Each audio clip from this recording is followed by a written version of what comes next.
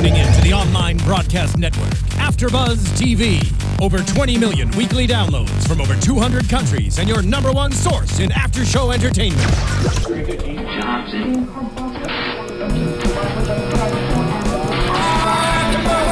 Afterbuzz TV, the destination for TV superfans. Producing aftershows for over 300 of your favorite TV shows. Interviewing celebrities and showrunners. And bringing you behind-the-scenes exclusives. All thanks to E! Entertainment's Maria Menounos, producer Kevin Undergaro, and internet leader Akamai. Now, let the buzz begin! Hello, Doctor Who fans! Yeah, let that beat drop.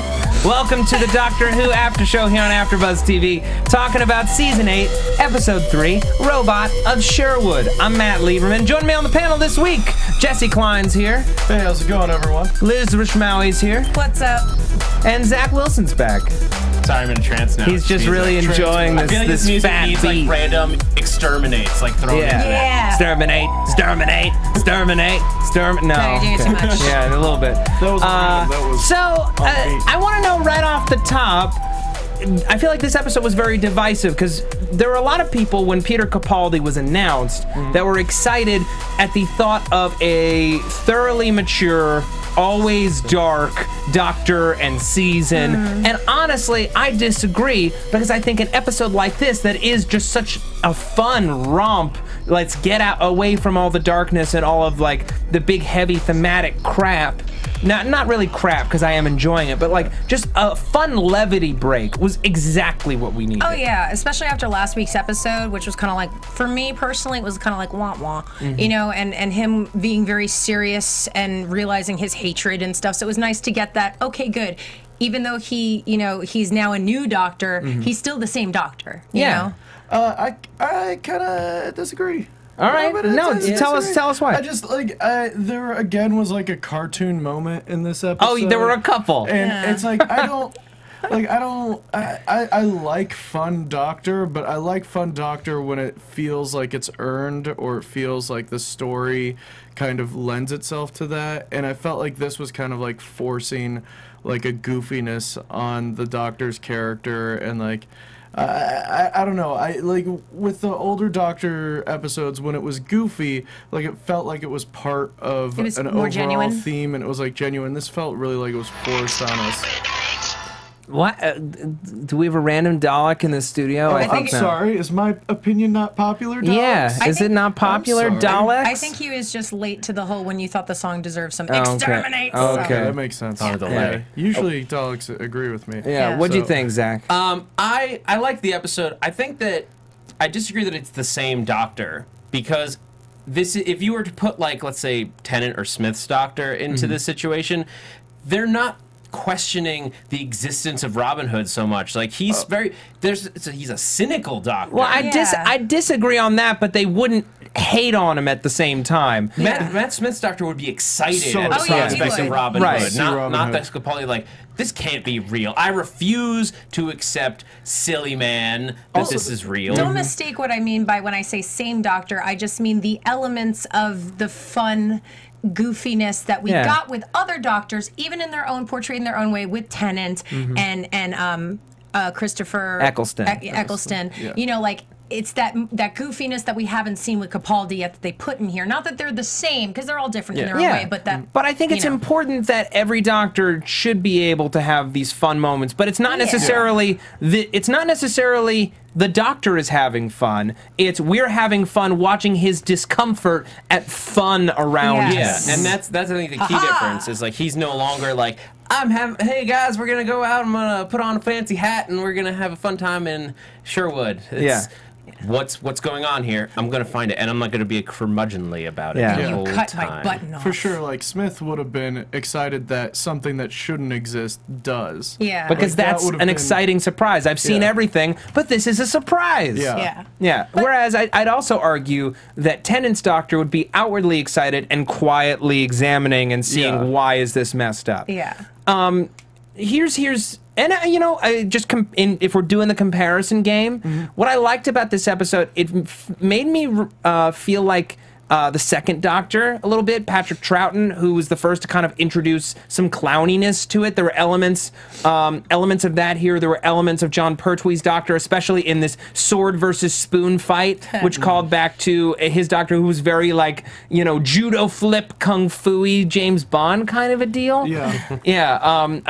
And also another older Doctor, probably the oldest Doctor. I might be getting that wrong. Don't crucify me, people. But I think, though, the whole thing about him refusing to believe that there is a Doctor, it made sense. Refusing to believe that there's a Robin Hood. Refusing to believe there's a Robin Hood. It made sense near the end of the episode, though. The whole, like, and the legend and the story. And, like, it came into play later. So if that wasn't for it coming into play later, I think it would have been, you know. Yeah. Yeah, and we'll get into that in a minute. I want to back up to the beginning, and then we'll take this thing the whole way through. So at the top, we once again have the Doctor working away on his chalkboard, working away at what we think is him trying to figure out a way back to Gallifrey. Yeah.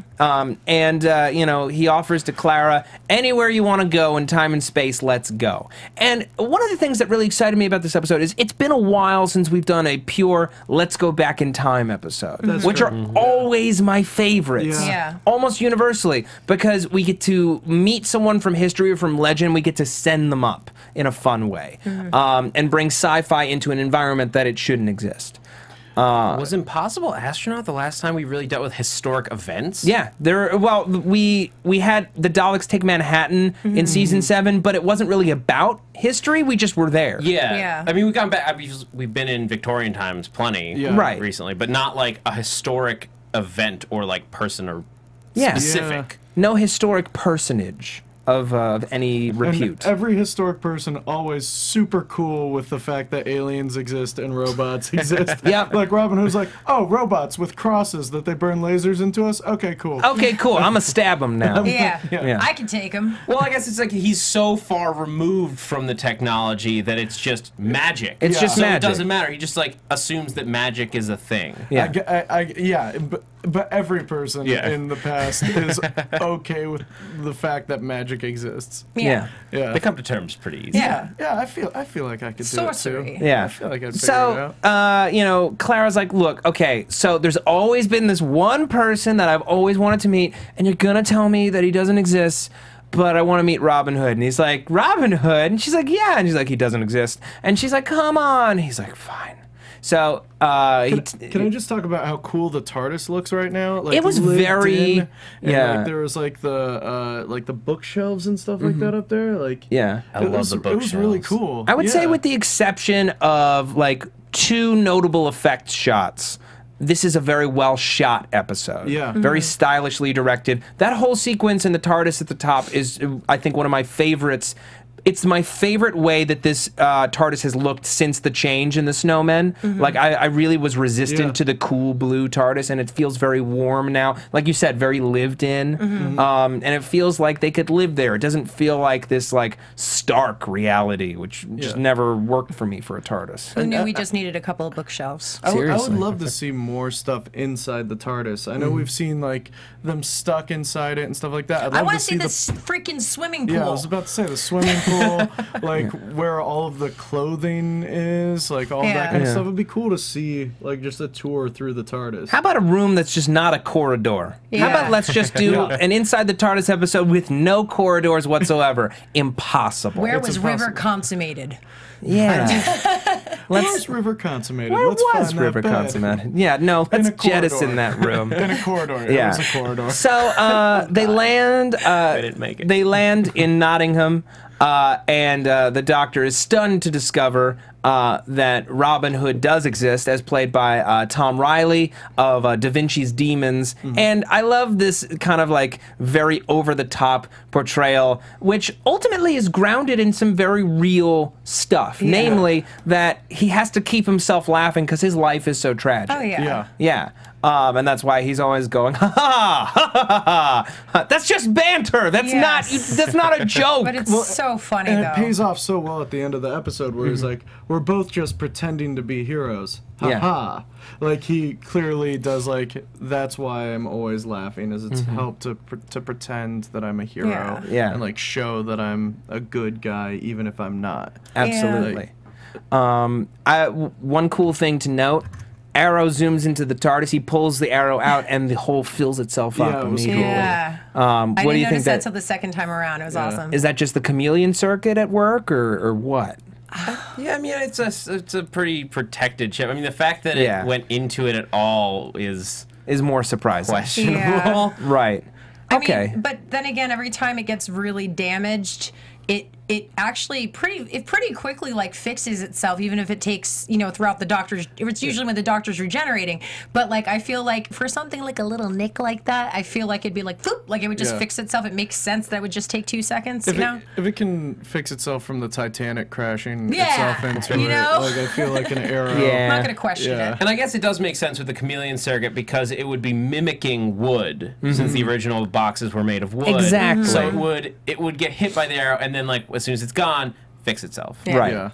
Yeah. And the doctor is just stunned at this guy being here. And of course, Clara comes out looking resplendent in this gown and this funky forehead thingy. It's not, but it's like not a tiara because it's like it doesn't go all the way around her head. That's what you call it in Sailor Moon. It's a tiara. Right. And it's like it's spirit gummed to her Yeah, head. spirit gummed with like these chains. Listen, folks, if you know anything about headwear, please tweet at us and tell us what that thing is. Yeah. Matt's phone is dead, but the rest of us, you can go ahead. Yeah. Let's throw out some Twitter handles right now because my phone's dead. So Jessie. Yeah, you can find me at Jess Klein1, JESSKLEIN, the number 1. Okay, and Zach. That Zach Wilson, THATZACHWILSON. And Liz. I'm Lizzie Mawy, LIZZYMAWY. Okay, so obviously she's thrilled to meet this guy, and he's just kind of, I love this line of like, do you have any more in there? Like, what? Whoa. That was fun. You know, and this is also a little weird that she has the exact same hairstyle as Maid Marian. A little weird, Or maybe. how fast it was that she went, like, because she wasn't in the TARDIS for that long getting, like, I'm sorry, like, it took me forever to do my hair today. There's no way. But anyway. Clara's really fast. We saw what she did in Victorian England. That's It's true. By herself. She's real fast. By like 9 in the morning. She's real fast. I feel like Clara probably had her Robin Hood adventure outfit already planned. It's just like just in case they went on a Robin Hood adventure. Right, but the curlers, the sheer hair She had those work. planned. They were Okay, all fine. The extensions. Planned extensions. Okay, planned extensions. So we have this great duel sequence, which I thought was just very well choreographed and shot. And yeah, a lot of fun. The Doctor, I was doing on the TV show on SourceFed Nerd earlier today. We were having kind of an argument about whether or not this was goofy to have the Doctor fighting this guy with a spoon. But I thought it proved just how adept he is. I love what was the glove? He's like, I'm the glove. Like, glove for and there's no a reason. he subtly gives him the middle finger when he's pulling this glove on. And it just goes to show, like, this guy can come at me with it whatever he wants. I'm so well trained, I can fight this guy off with a spoon and win. Yeah. I'm toying with you right now. Very Android. different than the broadsword fight with the cigarettes. Christmas special. Yeah. And just like that, like he doesn't need a weapon to fight. Like he doesn't need a gun to fight. Or to wage war. He just uses himself. And once again, this episode is about establishing when this show does comedy from now on, the role of the Doctor in that comedy is as the curmudgeon and as the person who does not want to be a part of the fun. Instead of being the guy who's inciting all the fun that everyone else has to deal with, he's dealing with everyone else and he's miserable. And that's still funny. He's now the straight man to everybody else. Yeah. Which honestly means that everyone else has to be a bit more ridiculous, which is one of the reasons why I think some people didn't like this episode, is because some of the people in it were pretty ridiculous, namely Robin Hood and his merry men. So we meet the merry men, and love the scene. Yeah, so he's introducing everybody. Did anyone catch like a weird sexual vibe when he introduces Little John? When he's like, and this is John Little. Little John. We've shared many adventures together. And I got like this weird, like, is he trying to like incite a weird threesome between the three of them? And that's, it's only me. You might be the only person. Watch it again. Watch it again. I watched it 2.5 times. Watch it a third full time. I just watched it. Fine. Like literally coming straight off. Fine, I'm fine, fresh fine. off it. Matt, these are very manly men.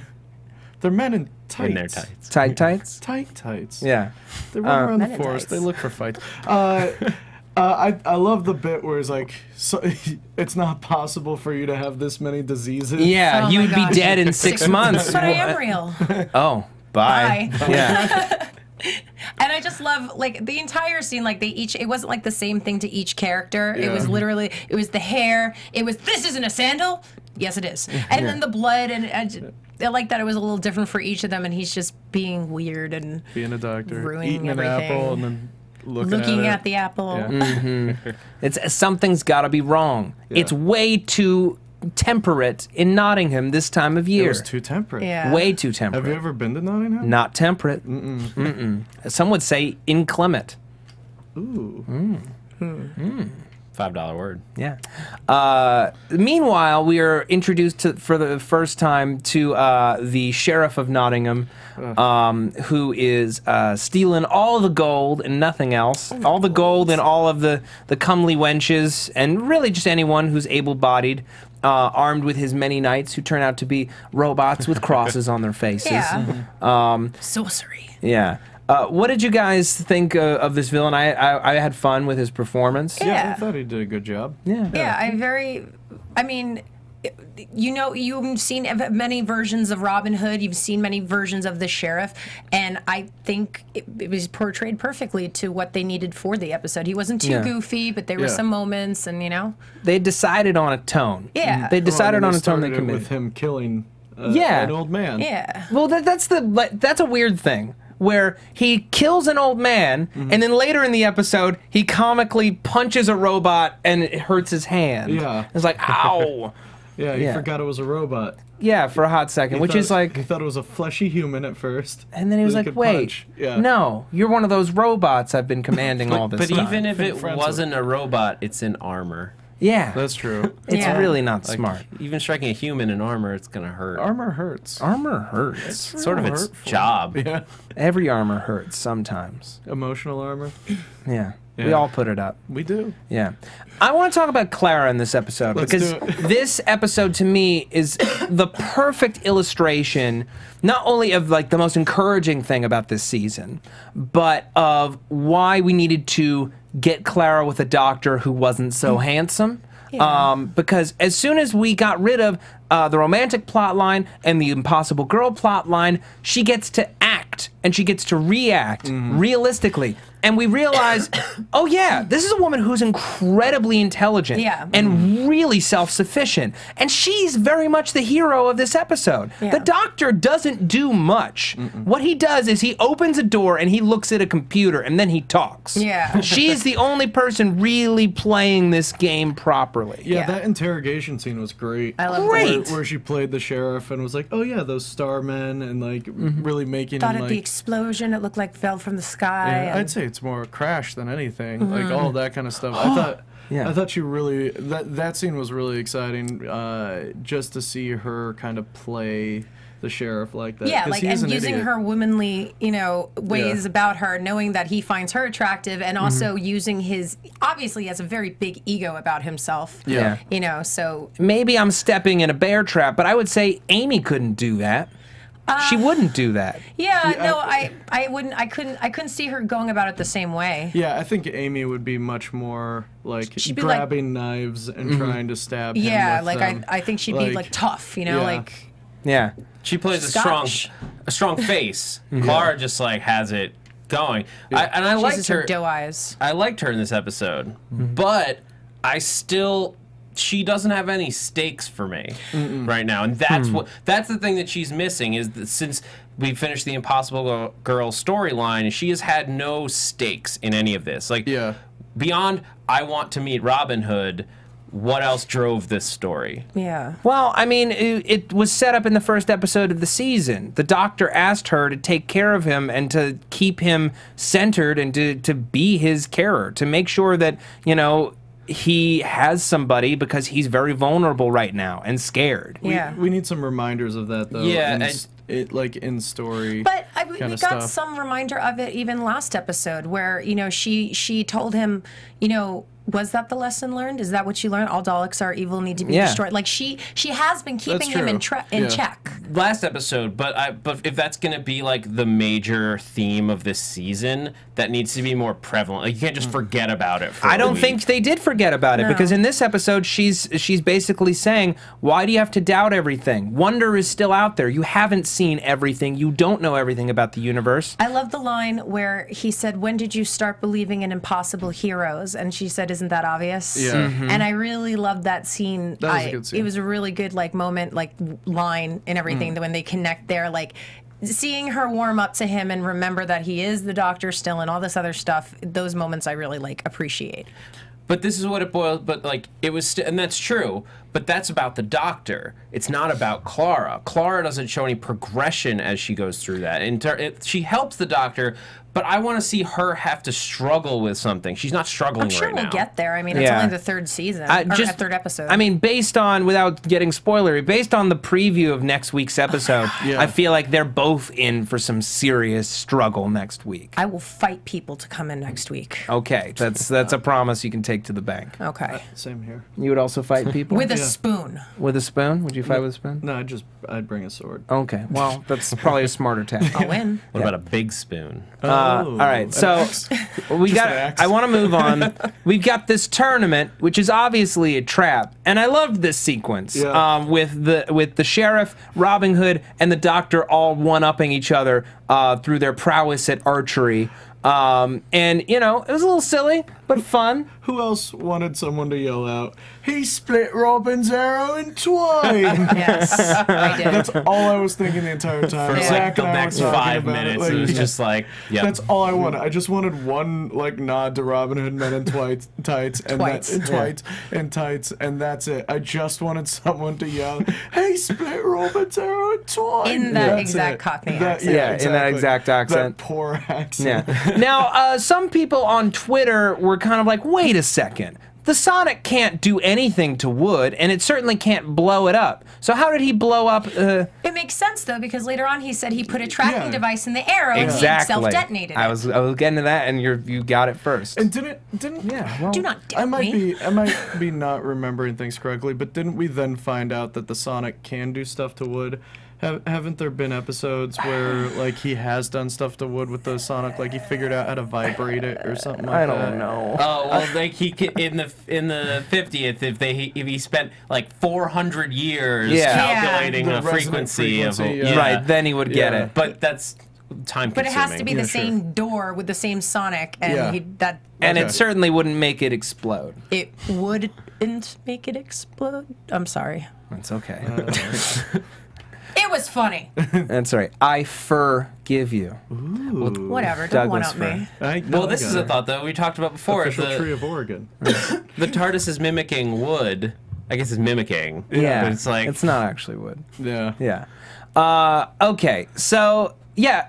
So the prize for this tournament is a golden arrow. Yes. Which, as we learn later in the episode, is just enough gold to kickstart a spaceship all the way into orbit. Weren't they very only at convenient. 80-something% when they launched? How did that little thing of gold make it go to 100? Also, how did it actually a lot of sticking in the gold. side? How did it, That's my stabbing fair into the question. side of an engine? How difficult would it have been to just have it go into Like a little Like an hole. engine. Yeah, I was thinking it was core like I or wanted something like like that. use the force, Yeah. Robin, and just Right. like get into that little. Like instead, they showed it sticking to the side and somehow. that Perfect. That Like, looked it, like, just like a damn- bullseye. Yeah. it damaged an engine, and that was like it fixed the problem. Right. And it's honestly, it's less gold than any of those gold platters that they used to bounce the lasers around they earlier in the Probably episode. not. I'll bet you those gold platters were like mostly Copper. Yeah. and stuff with a little bit of gold plating. I don't think the gold. If it was just all gold, I don't think it would have been able to reflect the. Well, I don't think any of them would have been able to reflect lasers. But it was pretty cool. If it was solid Right? gold, it's Yeah. probably a lot of gold. Yeah. Okay. Then again, I don't think anybody would really be able to hold it up in front of them without. I mean, they've all been battered and working all those It hours. also would not fly. Solid gold. Did the gold plates that they were melting it into, which was very specific looking, that they needed to fuel the thing? Did anyone else get like a Fires of Pompeii vibe from Yeah, that? from those Yes, very matrices, much. absolutely. Very much. Yeah. I was like, oh, are we gonna get a callback to that? That'd be really exciting because that was a Peter Capaldi Just episode. like, just see him in like a Yeah. robe for 2 seconds, and then it cuts to the scene. Everybody's like, wait, what was that? Yeah. Bad editing. Yeah, well, it was interesting because they're melting it down to like really specific Yeah, plates. it almost looked like a microchip of some sort. Yeah, and then apparently they could have just been throwing gold Yeah. on top of their ship. Yeah. Yeah. They Well, could that have was- just like been throwing it in the cargo hold. Yeah. Yeah, why melt it? Well, it was clearly a microchip. That was Yeah. my big question. Is like, Well, it's not. It's a chip. It's not micro because it's huge. Macro. It's macro. It's a macro It's a chip. macro chip, yes. Yeah. But like they didn't seem to. We never saw them like install that as like into No, like an expansion slot. It's just or- fuel. Yeah, but It's just fuel. it wouldn't have added to the story, I don't think. No. Especially with a freaking bullseye Yeah. target. So, following the tournament, we reveal that the knights are in fact these kick-ass robots with super cross lasers, Christbots. Christbots, if you Christbots. will, Yeah. Bots of Christ. or crusaders, and that's what I Christators? call them because the crusaders were Christian. And yeah. the Crusades were going on at this time. At this exact time, Yeah. that's where King Richard was. Yeah. Yeah. Someone who had trained because when he was talking about people who like taught him how to fight with a sword, he mentioned Richard the Lionheart. Yeah, Yeah. it's the truth. I thought you were going to like kiss him just now. You're know, getting that turned was on by his interesting. knowledge. I was just very curious. Yeah. Would you think Richard would have mentioned Robin of Locksley when they were learning how to fight together? Yeah. Yeah. I don't know. Maybe not. There's a great line from the Doctor, which is like, the best way to learn an enemy's plans is to get captured. Which, Yeah. if you've seen any movie or TV show, is the truth. Or this show. Or any Doctor Or this Who show, episode. any Doctor Who episode. And I love, that straight, direct call out to the audience. Yeah. Perfect. So the three of them are chained up, and just Robin and the Doctor are having this delightful little pissing match. Yeah. Stop laughing. Please stop laughing. Oh my God. The Yeah. Die Slower contest Yeah. was really funny. I just when he first started moaning, I'm like, is he like trying to go Super Saiyan? Like I don't like in the beginning of it when he was trying to moan and stuff. Yeah, It's sure. so funny though. Not the least gullible guard of all time. Yeah. Of course it has to be the guard that looks like, with the bad, really overly bad teeth and the most distinct Cockney accent, and Yeah. In that Clara thing, there was a great word, Gillam-free, where he was talking about all of the stuff that he found in the Doctor's pockets. He was like, there's a bunch of Gillam-free. It's like, never heard that word before. Never heard that word. Really Sounds a excited. lot like Gallifrey. It sounds a lot like Gallifrey. Yeah. But Guys, it's not. The sheriff knows where Gallifrey is. And he's dead. Oh man, it was right in front of our faces Yeah. Or this he's whole not time. dead. He could have gone to the The Promised Land, Promised Land. which we'll get to in a second. Well, Yeah. So Clara gets taken to meet with the sheriff, and Robin and the Doctor are left to figure out how to get out of this prison. So the Doctor gets Robin to start moaning like he's in pain. The guard comes in. And the Doctor just is such a dick in this scene where he's just basically like, oh yeah, he gets this way anytime he's scared. Nervous breakdown. He's probably soiled himself. He's just his face when he said soiled himself though. Yeah. And Yeah. He's like, you dick. And then he headbutts him. Great move. And then, of course, they fight like children over who can get the keys first, knocking them into a drain like idiots. And then they did what they probably should have done in the first place, which was pick up the block and just walk away with it. Genius. Seeking a blacksmith, a smithy shop, if you will, to get rid of these chains. And the Doctor makes a joke. What did he say he was going to do? just like make some sort of antique thing. Yeah, it doesn't matter. But Robin loved it. He loved Yeah. it. He was like, Really "That's liked it. it. Wasn't even that But funny." he's like, but it was funny. I mean, Yeah. at least he was laughing at something that was actually funny. So. Right. In their travels, they discover a weird-looking spaceship door, and they go inside, And and the it's a doctor, spaceship. finally, something that makes sense or it's normal, or, you know. Exactly. And he looks into their computer banks. He finds out where they were going. They were going to the Promised Land. Another robot looking for the Promised Land. And it looked like it was a planet behind the words Promised Land. Exactly. So whether or not that planet is in fact real is very interesting, and it seems like a lot of people know about it. Yeah. And now the Doctor sees a correlation. Yeah. He knows that it's a pattern. I wonder if it's been in other Doctor Who episodes, like throughout time, where just like someone has mentioned it offhand, like a robot or something like that, and we just haven't noticed it. That'd be awesome. That would be awesome. I haven't personally doubt it. noticed it, but we should Nerds of check the internet. Yeah. To Send- Wiki, to the Doctor Who Wiki. Yes, send us your words, send us your tweets, fill us with knowledge and plenty of sweets. I'm going to take this opportunity to take a quick break and talk about iTunes. Speaking of sweets. Yeah, folks, you know, if you love this podcast, and I'm sure you do because you're listening to it, we really appreciate your support. We here at Afterbuzz TV, we put out between 60 and 80 hours of content a week. It's a crazy, staggering amount of stuff. It's all free. It's all on iTunes. It's all on YouTube. It's all on Stitcher. And, you know, what could you do if you were feeling, you know, in the mood to help us out? You go to iTunes. Doesn't cost a dime. You rate and review any of the shows that you watch on YouTube, that you listen to on iTunes. It really helps us out here. It's how we're able to get sponsors that fund our network. It's how we're able to get guests for all of our shows. And it makes our shows more searchable so that more people will enjoy our wonderful content. It's also the only way that your voice can be heard by us here at the show so that we know how you feel about what we're doing. Thank you. Unfortunately, my phone is dead. I would do some shout-outs. You got shout-outs, Cuto? Yeah. I've All right. got it. No, you're going to say the one that I got because it was tweeted to both of us. No. Oh, well, this is from Tony Schmidt. Oh, good. He says, I look forward to your show every Monday or Tuesday. I'm a huge Doctor Who fan, and your show helps me understand plot points, theories, characters, etc. that I might have missed after my second viewing. Your show helps me be the smartest Doctor Who fan amongst my friends. Keep up the good work. Thanks, Tony. It's always great to be the biggest nerd in the room. It's true. DJ Bisogno, a podcast so action-packed you can't even blink.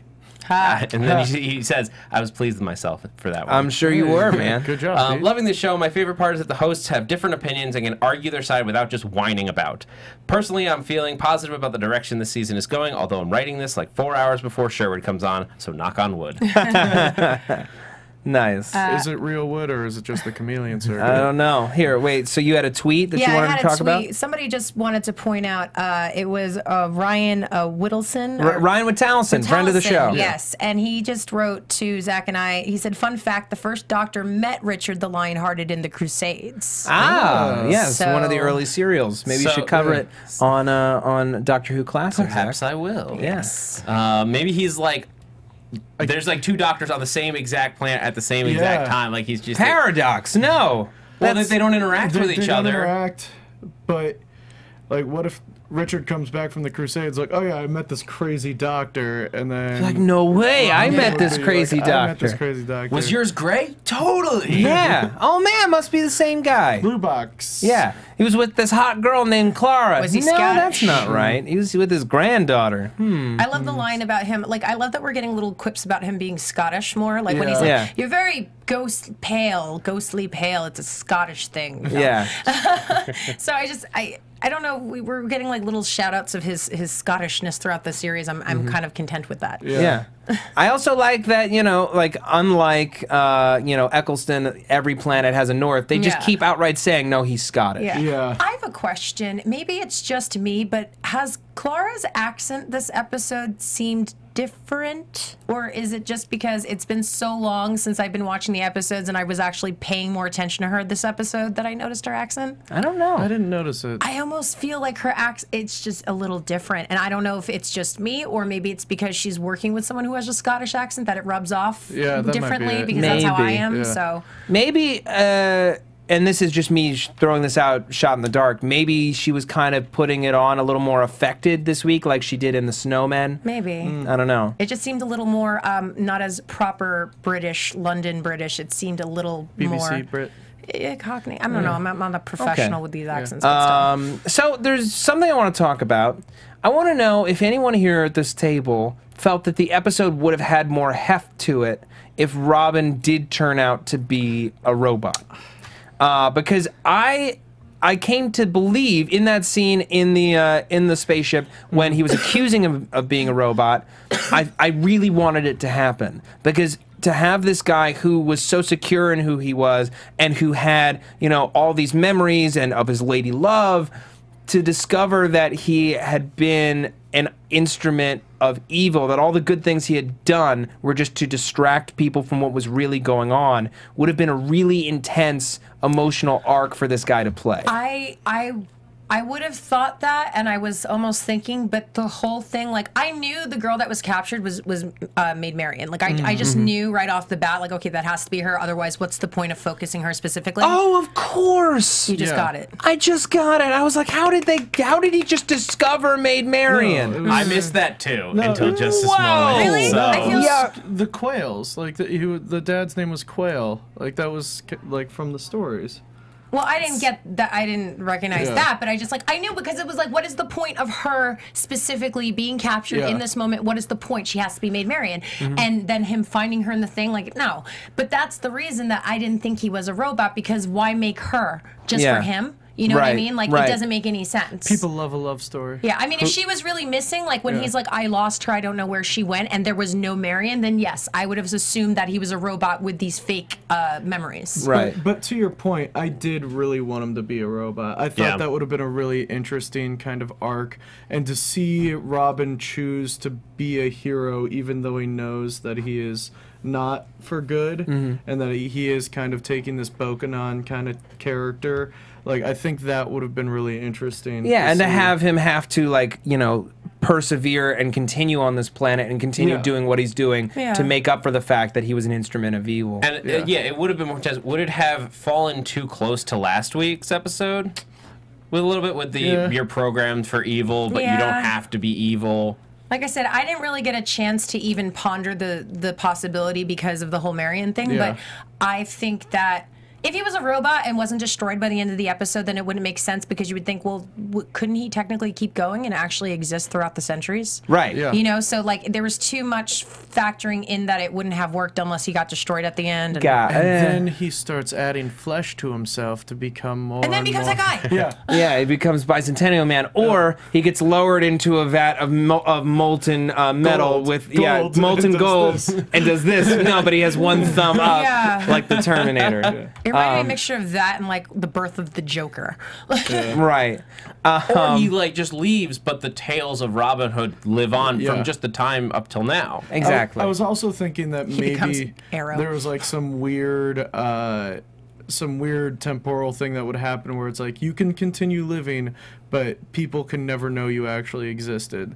Like, I thought that might have been a thing that happens as well, because that seems like something that happens in Doctor Who episodes. Right, and then he just hides in the caves, you know, and does, you know, a little daring do, then hides again. Yeah, exactly. You know, and has to become like a rebel, a loner. I like the way it ended out, become though. pals. Yeah.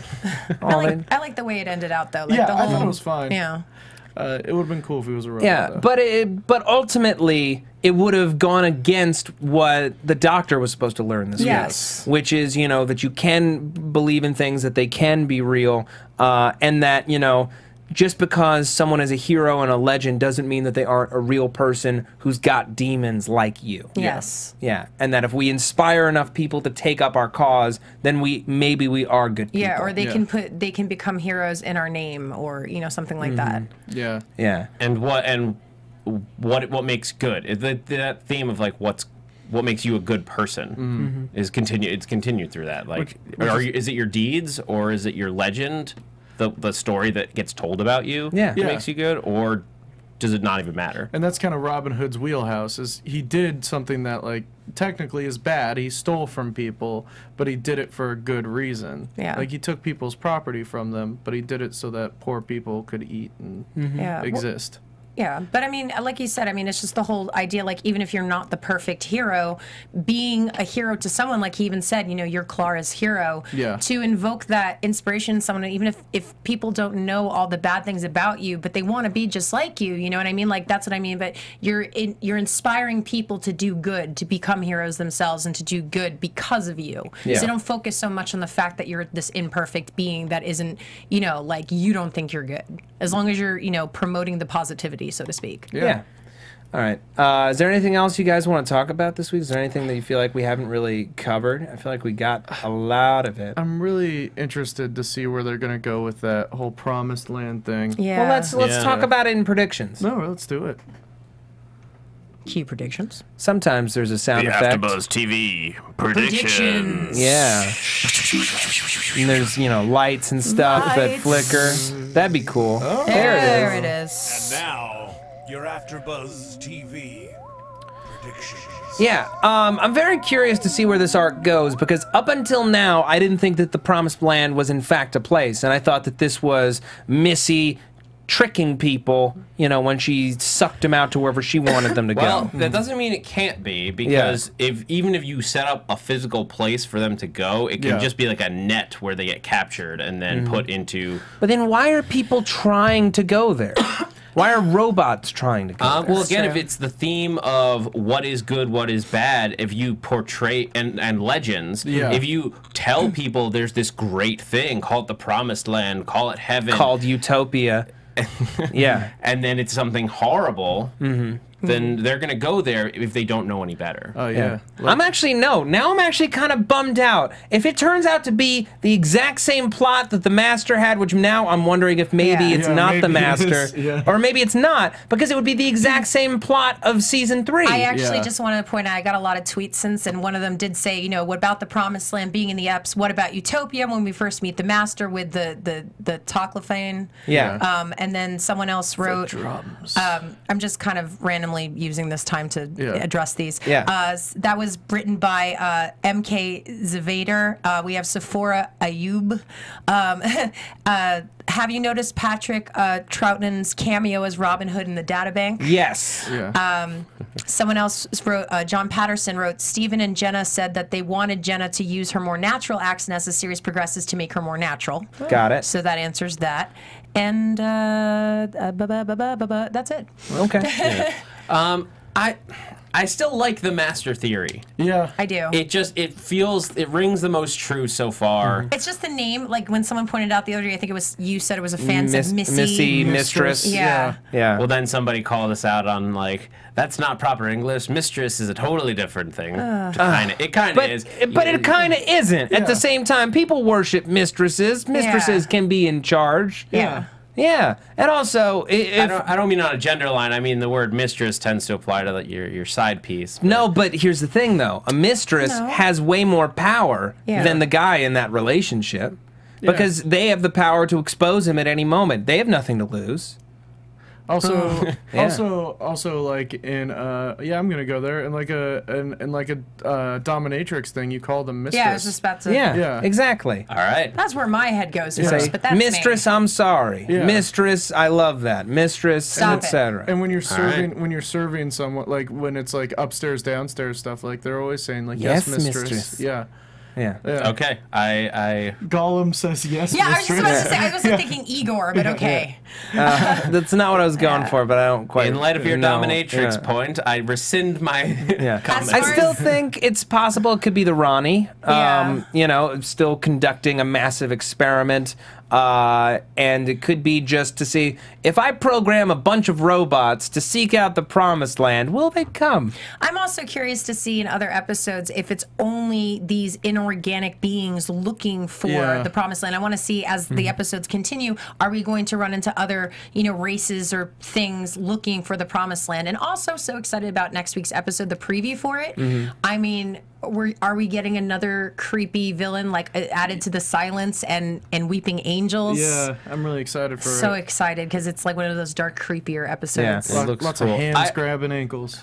I have one thing that we didn't talk about last week, but Please. I feel like is very relevant. That it seems too chancy to overlook. Chancy. The round things in the TARDIS are identical to the eyes of the Dalek antibodies. Identical. Huh. Those round things that... And I know I've seen some stuff where they said that the design of the TARDIS has like a Dalek inspiration, but that's pretty heavy. Yeah. Like, to just be ignored. I don't know. Either that or we're going really deep into it, or the guy who was creating the set had so many extras. Yeah. I mean, it does when you boil it down. It's just like rings of light, but like that's a big change on the round things. And for the second episode To have something so similar, it And feels Matt- like it can't be an accident. There's a lot of stuff in Doctor Who I feel like can't be accidents. It just might be a total. And Matt Smith, like coincidence. his doctor, pointed out how much he didn't like the round things. I thought they both said they loved the round thing. Yeah. Did he? I thought Yeah, he said love he the didn't. round things. Oh. Okay. I mixed those I two don't up know. quite a I don't bit. think that they are Hate Dalek love. eyes inside of... I'm not saying they're Yeah. Dalek guys. I don't know what to make Yeah. of that. Okay. It's just like I feel like it needs to be It's brought it's up. been mentioned. I do want to say that there's a religious component to this Promised Land story that we're not addressing, and I feel like we keep getting visual cues to it. For example, when they were in the jail this week, we had this bright cross of light Yes. hitting the doctor specifically. We have the cross lasers. Yeah. I feel like we've got this religious thing that's going to keep cropping up. Very excited about next week's episode. From what I hear, it subtly but very significantly changes a big part of the Doctor Who canon. Interesting. Or what we know about the character. Interesting. So I'm very, very curious about that. Well, I mean, if you're putting a cross on him, reincarnation, like a rebirth, it more so than usual because he got a second set of lives than the Time Lords are supposed to and have. the Promised Land, it's like people are dying and going there, so... Yeah. All right. Interesting. Lizzie Maui, where can the people find you? Or Liz Rishmawy? I'm sorry. Liz. Hi, guys. I'm Liz Rishmawy, and you can find me on Twitter and Instagram at Lizzie Maui. That's LIZZYMAWY. You can also catch me on Sunday nights on the Sword Art Online panel. Okay, and Zach Wilson. You can catch me on Twitter and Instagram at @ZachWilson. Also here at AfterBuzz, we're doing Doctor Who Classics. This week we're doing the Daleks, the first appearance of the Daleks with Hartnell, second story of that show. Got Leftovers we just wrapped up. If you were enjoying that, Resurrection, Grimm, Z Nation, a ton of new shows coming up in the fall, so stay tuned for that. Very cool. And Jessie Klein. Yeah, you can find me on Twitter and Instagram at JessKlein1, and I don't know if I'm doing any other shows here.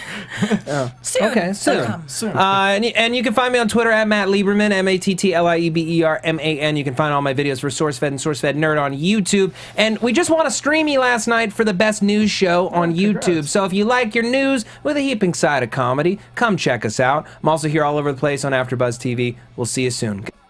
From executive producers Maria Menounos, Kevin Undergaro, Phil Svitek, and the entire AfterBuzz TV staff, we would like to thank you for listening to the AfterBuzz TV network.